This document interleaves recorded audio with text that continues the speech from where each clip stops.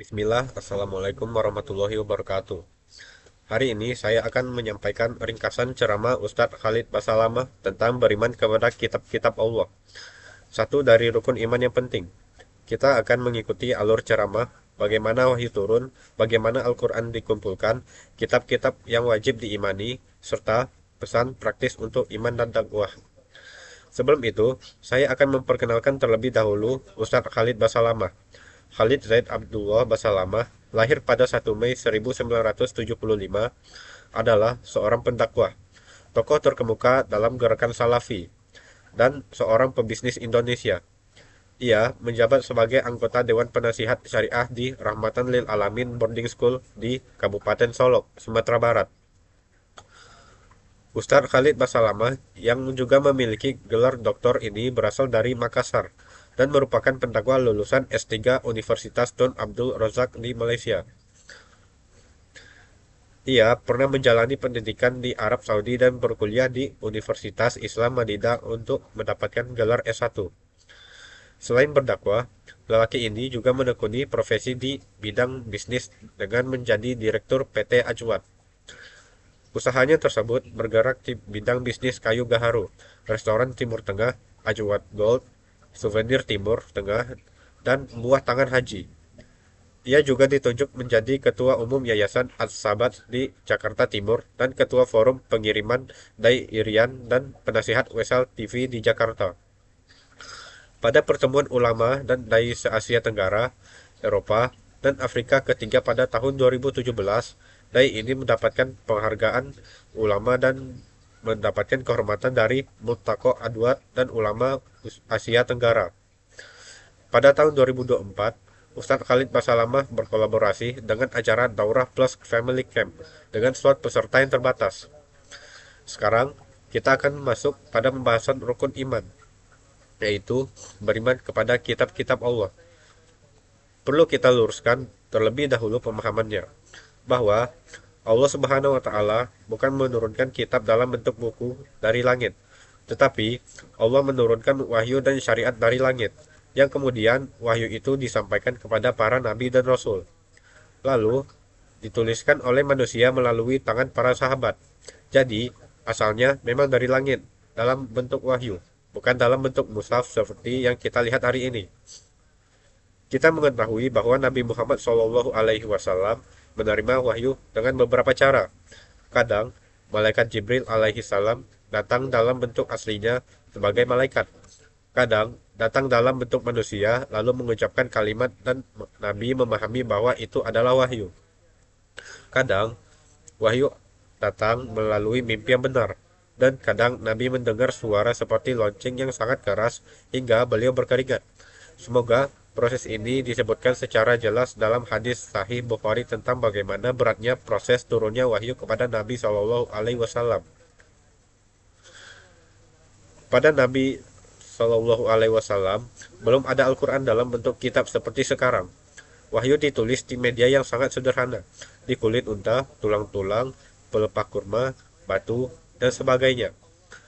Setelah Nabi wafat, barulah terjadi pengumpulan Al-Quran pada masa Abu Bakar radhiyallahu anhu karena banyak para penghafal Al-Quran yang wafat.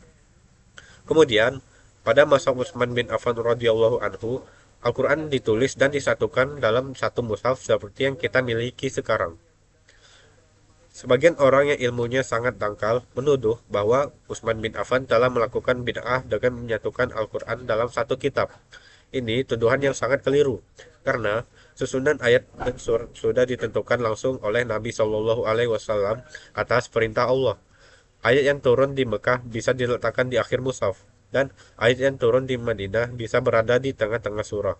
Karena memang Nabi memerintahkan para sahabat untuk meletakkan ayat-ayat itu sesuai petunjuk wahyu, bukan sesuai urutan turunnya. Inilah makna beriman kepada kitab-kitab Allah. Ulama menjelaskan bahwa setiap nabi yang Allah utus, ketika beliau wafat, umumnya wahyu yang mereka terima dikumpulkan oleh para pengikutnya dalam bentuk kitab. Ada kitab-kitab yang Allah sebutkan secara jelas kepada kita. Di antaranya ada Taurat yang diturunkan pada Nabi Musa alaihissalam, Zabur kepada Nabi Daud alaihissalam, Injil kepada Nabi Isa alaihissalam, dan Al-Quran kepada Nabi Muhammad SAW. Sebagian ulama juga memasukkan suhuf Nabi Ibrahim alaihi salam, sementara sebagian yang lain hanya menyebut 4 kitab besar tersebut. Di antara seluruh kitab yang Allah turunkan, Al-Quran adalah kitab yang paling agung dan paling sempurna. Al-Quran menjadi penyempurna sekaligus penghapus seluruh syariat sebelumnya. Al-Quran juga berfungsi sebagai pembongkar penyimpangan. Apa saja yang disembunyikan oleh ahli kitab dibuka dan dijelaskan oleh Al-Quran. Kita ketahui secara sejarah bahwa Injil yang ada sekarang bukan Injil asli yang diturunkan kepada Nabi Isa. Injil baru disusun ratusan tahun setelah Nabi Isa diangkat ke langit. Awalnya ada ratusan versi Injil, namun karena faktor kekuasaan dan kepentingan politik, sebagian besar dibakar dan disisakan beberapa versi saja. Isi Injil tersebut pun terus mengalami revisi hingga hari ini. Hal yang sama juga terjadi pada Taurat, yang telah diubah, diringkas, dicampur dengan pendapat manusia, hingga muncul kitab-kitab lain seperti Talmud. Karena itu, seorang muslim tidak memiliki kewajiban membaca Taurat atau Injil. Tidak ada pahala di sana, bahkan dikhawatirkan justru menimbulkan keraguan. Cukuplah Al-Quran sebagai petunjuk hidup kita. Inilah yang sering disalahpahami oleh sebagian anak muda muslim, yang justru mempelajari agama lain dengan membaca kitab mereka.